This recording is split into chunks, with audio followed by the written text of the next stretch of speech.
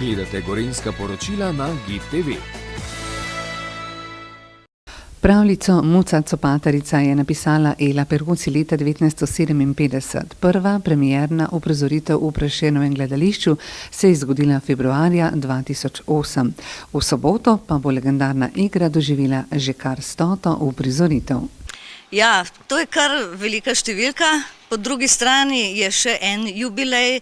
To je 60. obletnica, tudi odkar je ta knjiga išla, leta 1957 je išla prvič od Ele Peruzzi Muca Copatarica.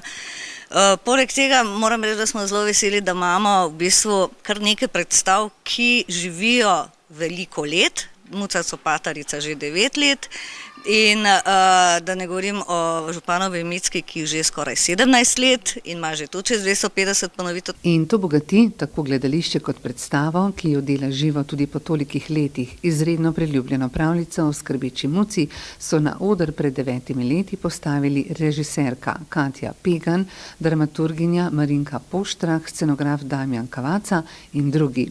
Igralska zasedba se je v 9 letih malce spremenila. Zasedba se pa je res spremenila, in sicer legendarni Bobek Igor Štamula, ki je odšel v Koper in ga je nadomestil zdaj legendarni Aljoša Trnovšek, in pa legendarnega Jordana, igralca, ki je odšel v Maribor, je nadomestil pa Miha Rodman. To je zelo v bistvu didaktična oziroma vzgojna pravljica.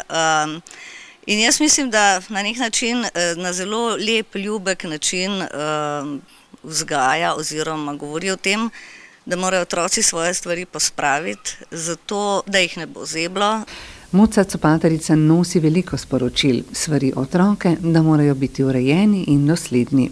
Njena osebnost presega meje dobrega, saj je skrbela tudi za copate neurejenih otrok. In v bistvu, da na nek način morajo stvari pospravljati zaradi tega, da jim bo lažje v življenju. Čisto preprosta zgodba, hkrati pa Muca Copatarica je ene vrste zelo dobra mama, in čeprav ni permisivna mama, ne vzgaja na ta način, da bi vse dovolila, jim na primeru pokaže, kaj se zgodi, če se copati izgubijo, če se ne postavijo na svoje mesto, hkrati jih pa tudi popravi s tem oziroma olepša, in na ta način, na nek način, da otrokom da vedeti, da se splača biti priden.